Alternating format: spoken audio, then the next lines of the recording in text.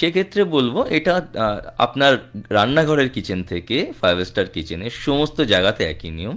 সমস্ত কিছু chef decide করে যে আমরা নর্মালি কি হয়, বিভিন্ন রেস্টুরেন্টে আমি শেফ, আমি কি করি, আমরা সব কিছু তো আর একদিনে বিক্রি হয়ে যায় না হুম। আমাদের তো। আমরা যখন অ্যাজ এ গেস্ট হয়ে আসি, তখন আমরা কি আশা করি, আমরা রেস্টুরেন্টে বসবো আর 10 থেকে 15 মিনিটের মধ্যে খাবার তৈরি হয়ে আমাদের কাছে চলে আসবে। তো আমাদের মাইন্ডসেট সেটা থাকে যে আমাদেরকে 80-90% খাবার রেডি করে রাখতে হয়, ফাইনাল টাচ আমরা দিয়ে সেটাকে গেস্টের জন্য সার্ভ করি অ্যাজ সুন অ্যাজ এন মানে যত তাড়াতাড়ি সম্ভব আছে। তো সেই ক্ষেত্রে আমি বলবো যে প্রপার ওয়ে আপনাকে দেখতে হবে আপনি কিভাবে সেটাকে পাকিয়ে রাখছেন। সাপোজ আপনি একটা চিকেন কারি সম্পূর্ণ পাকিয়ে রাখলেন, সেটা হয়তো 1 থেকে 2 দিন আপনি রাখতে পারেন।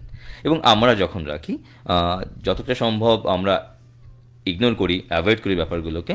বাট আপনাকে রাখতে গেলে আপনাকে এটা মাথায় রাখতে হবে,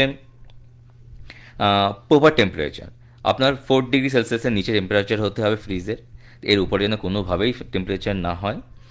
প্রপার এসএস কন্টেনার্স, কন্টেনারের মধ্যে আপনাকে গুছিয়ে সাজিয়ে রাখতে হবে, এয়ার টাইট কন্টেনারে। এয়ার টাইট কন্টেনারের মধ্যে রাখতে হবে। এবং স্টেনলেস স্টিল, সবাই যে এসএস হ্যাঁ বলতে এস স্টেনলেস স্টিল। হ্যাঁ, এবং আচ্ছা। এয়ার টাইট কন্টেনার আমরা নিজেরা করে উঠতে পারি না, সম্ভব হয়ে ওঠে না। বাট কোনো প্লাস্টিকের মধ্যে রাখলে এটা হেলথের জন্য একদমই ভালো নয়।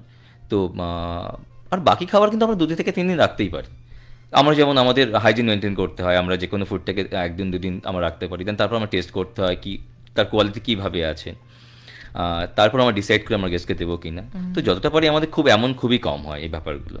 তো যদি ছোটোখাটো ক্যাফেগুলোতে সেই 2-3 দিনের একটা ব্যাপার থাকে, তো সেভাবেই আপনাকে রাখতে হবে এবং প্রপার ওই কন্টেনারের মধ্যে আপনাকে সাজিয়ে রাখতে হবে।